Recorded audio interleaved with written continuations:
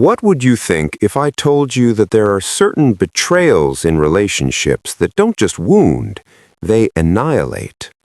Not the kind of hurt you recover from with time and apologies, but the kind that fundamentally alters how a person sees their partner, transforms love into something unrecognizable, and leaves behind a shell of a relationship that looks intact from the outside, but is completely hollow within.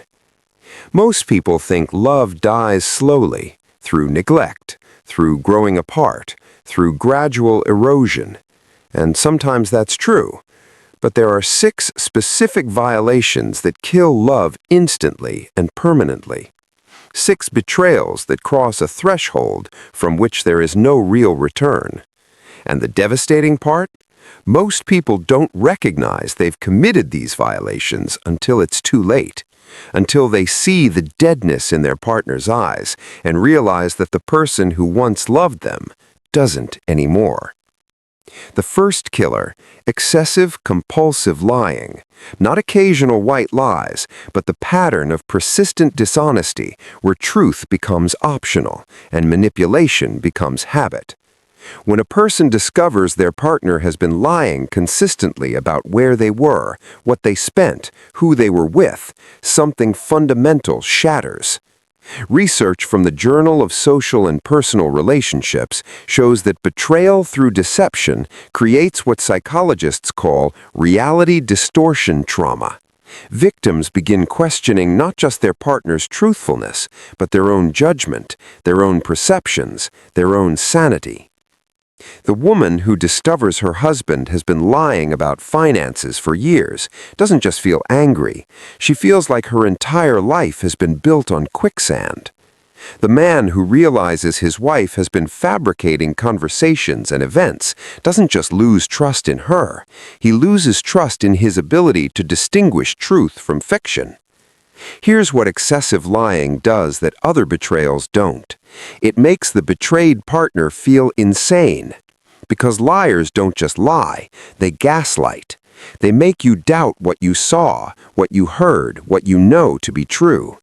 One woman described it this way: "He lied so convincingly that I started recording our conversations just to prove to myself I wasn't crazy.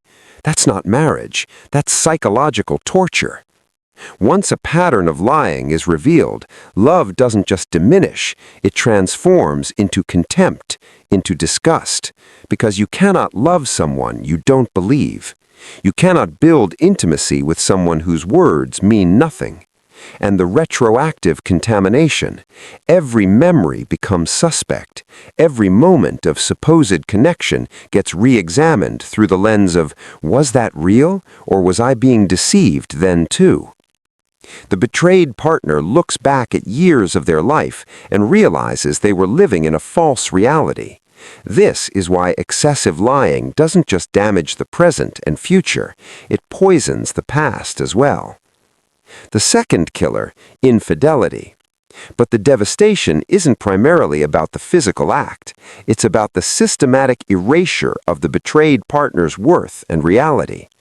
When someone discovers their partner has been unfaithful, the message is so brutal it reverberates through every aspect of identity.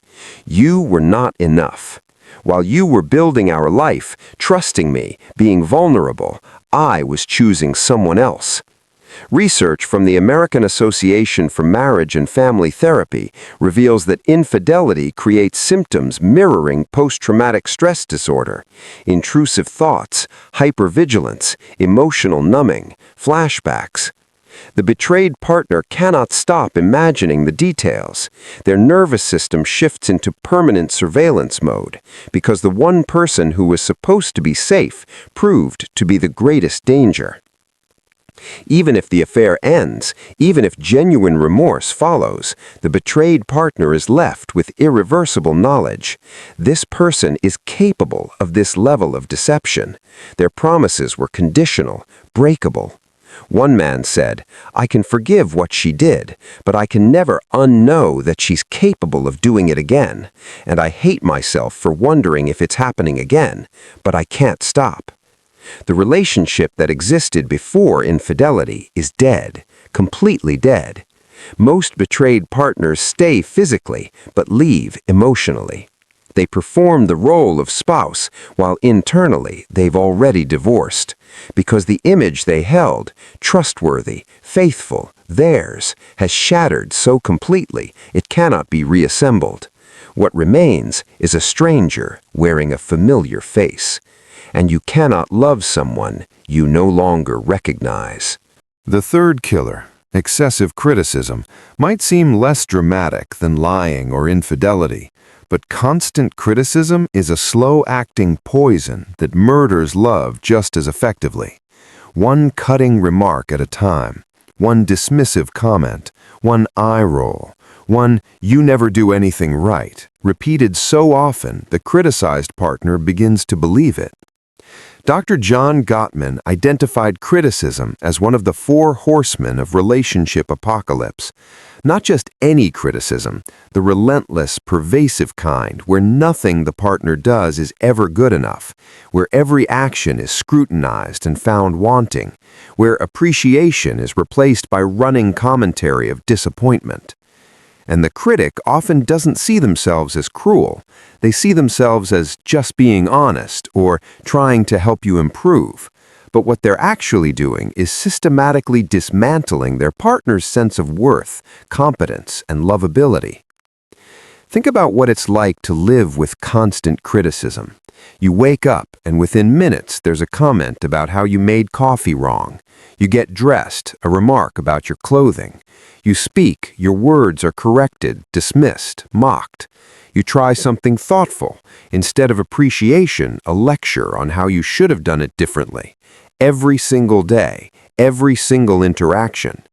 The criticized partner walks on eggshells, editing themselves constantly, desperately trying to avoid the next barrage of judgment.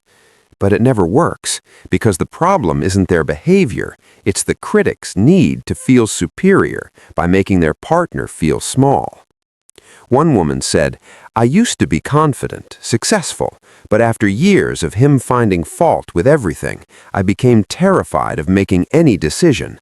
I felt like a child, constantly failing impossible standards, and I started believing I was as incompetent as he said I was." Excessive criticism creates contempt in the critic and shame in the criticized. The critic views their partner with disgust. How can someone be so incompetent? And the criticized partner internalizes, "I am fundamentally flawed, unworthy, not enough." This combination, contempt meeting shame, is where love dies. The criticized partner eventually reaches a breaking point, not the explosive kind where they fight back, but the quiet kind where they simply stop caring. They stop trying to please because they've realized it's impossible. They stop sharing because they'll just be dismissed. They stop being vulnerable because it's too dangerous. They become a shell, going through the motions while internally completely checked out. And by the time the critic notices the deadness, it's too late. The criticized partner has built walls so high that nothing can penetrate them anymore. The fourth killer, disregard for feelings, happens in the smallest moments, 1,000 tiny erasures. When someone shares their hurt and their partner responds, "You're too sensitive." When they express fear, "You're overreacting." When they reveal pain, "That's not a big deal." The message becomes clear. Your feelings don't matter. Your inner world is irrelevant. Your emotional reality is inconvenient. And when the person who promised to be your safe place becomes the person who denies your very experience of being human, something dies. Not the capacity to feel, but the willingness to share those feelings. A woman comes to her husband in tears about something devastating at work. Instead of holding her, he says, "Why do you let things bother you so much? Just don't think about it." She doesn't feel comforted. She feels dismissed, like her pain is an inconvenience. Over time, these dismissals accumulate. The partner who keeps reaching out emotionally eventually stops, not because they've stopped feeling, but because they've learned that sharing feelings results in rejection or being made to feel foolish. Research from the Journal of Marriage and Family shows that emotional invalidation is one of the strongest predictors of relationship dissolution, stronger than conflict frequency, stronger than financial stress, because when your feelings are consistently disregarded, you learn you're alone even when you're together. The dismissed partner starts editing themselves. Is this feeling valid enough? Will they think I'm ridiculous?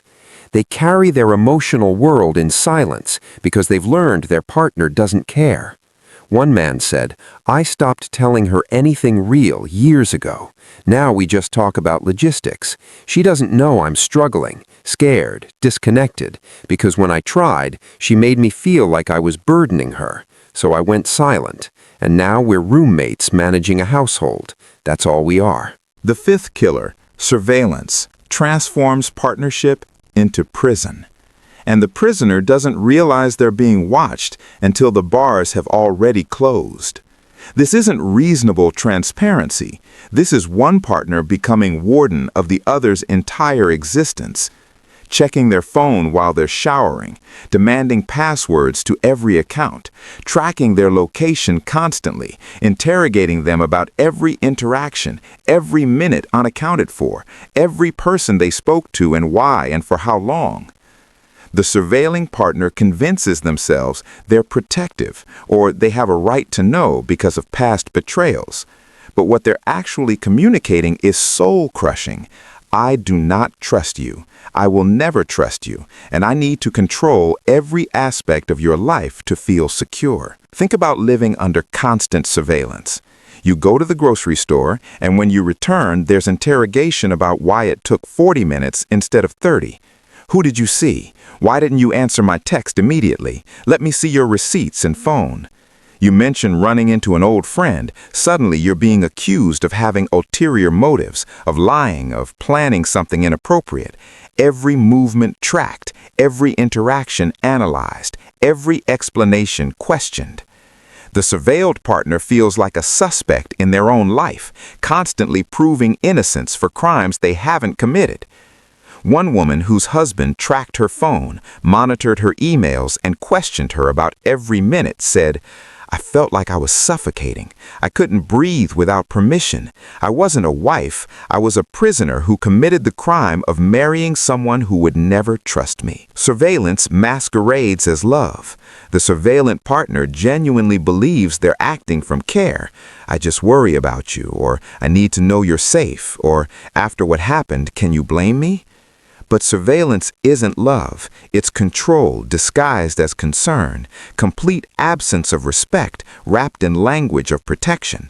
And the surveilled partner often internalizes this, believing their partner's obsessive monitoring is somehow their fault.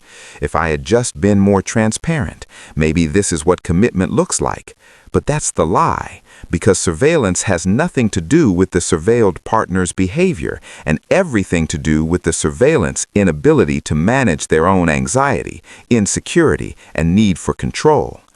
Research from the Journal of Social and Personal Relationships shows relationships characterized by surveillance report the lowest satisfaction levels and highest emotional distress. Why? Because humans need autonomy to thrive. They need privacy, the dignity of being trusted. When that's stripped away, something fundamental breaks. They become a managed object rather than a person. Their life shrinks. They avoid innocent interactions because explaining them is exhausting. They become smaller, quieter, more withdrawn. Eventually, they realize this isn't a relationship, it's a hostage situation, and they start planning escape. The sixth and final killer, accusation. The partner who accuses constantly, relentlessly, without evidence, who sees betrayal in every innocent action, who interprets normal behavior as proof of wrongdoing, who weaponizes suspicion. "You're cheating on me. You're lying to me. You did this to hurt me. You never loved me." Accusations hurled without proof, based entirely on the accuser's internal chaos, insecurity, inability to tolerate uncertainty. And the accused partner cannot win. If they defend themselves, see, you're defensive because you're guilty. If they stay silent, your silence proves I'm right.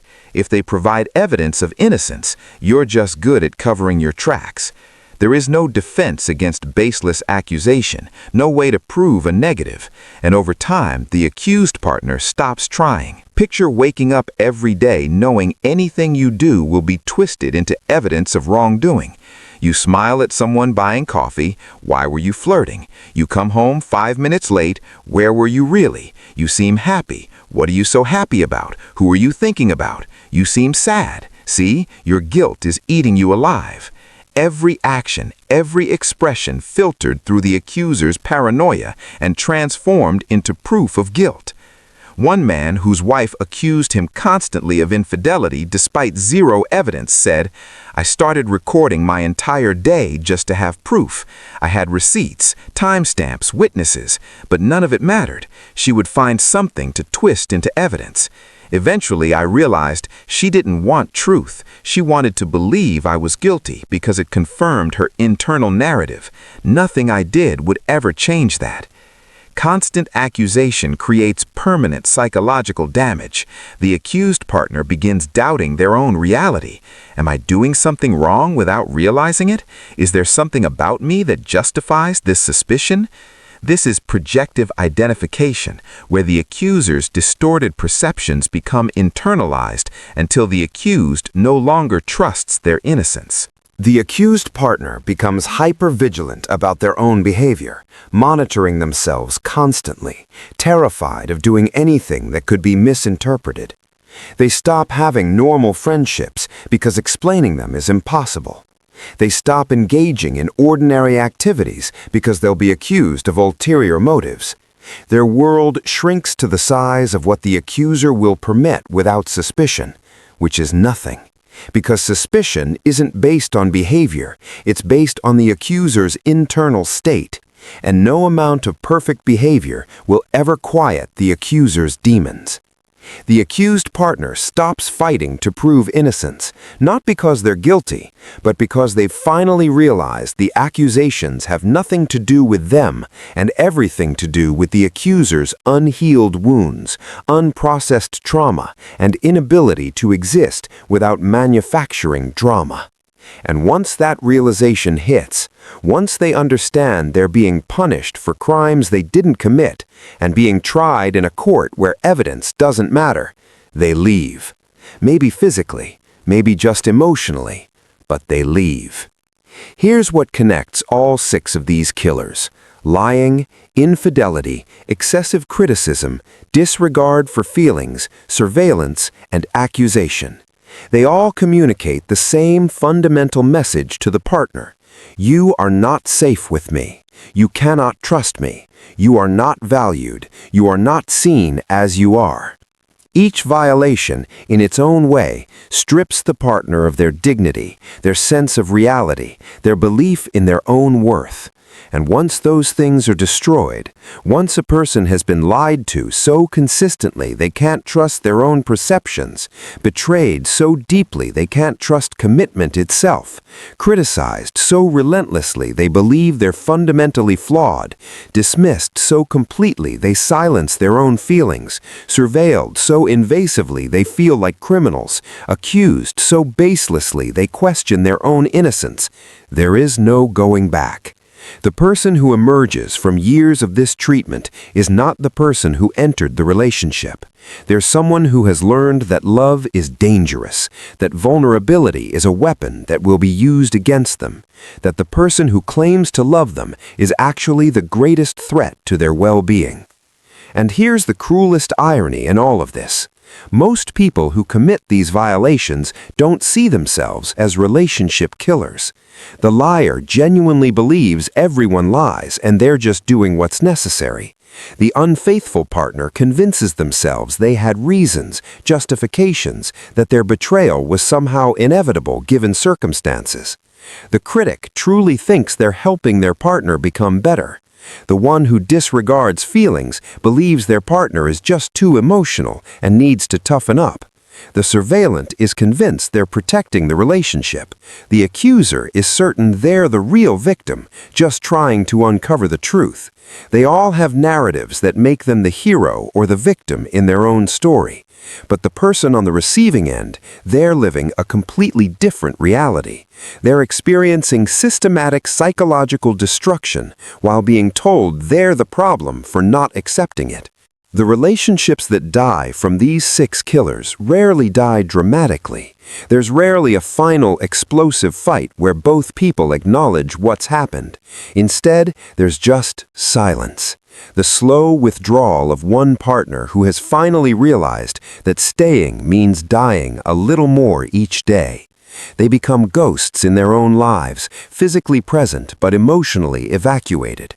They stop arguing because there's no point. They stop crying because there are no tears left. They stop hoping because hope requires believing change is possible, and they've seen enough to know it's not. And the violating partner, they often don't even notice until it's far too late, until the day their partner calmly announces they're leaving, or until they realize they've been living with a stranger for years, or until they look into their partner's eyes and see nothing. No anger, no pain, no love, just emptiness. The deadness of someone who has already left, even though their body remains. These 6 violations, excessive lying, infidelity, excessive criticism, disregard for feelings, surveillance, and accusation, they don't wound love, they execute it. They cross boundaries from which there is no return because they violate the fundamental requirements of intimacy, trust, respect, safety, and the basic dignity of being seen as you are. And once the violator realizes what they've done, by the time they see the destruction they've caused and understand that love has died, it's already too late. Because some violations cannot be undone. Some damage cannot be repaired. Some relationships, once killed, stay dead no matter how much remorse follows the murder. Love doesn't die from neglect. It's murdered by those who believed their pain justified their cruelty, their fear justified their control, and their wounds justified wounding the one who dared to love them.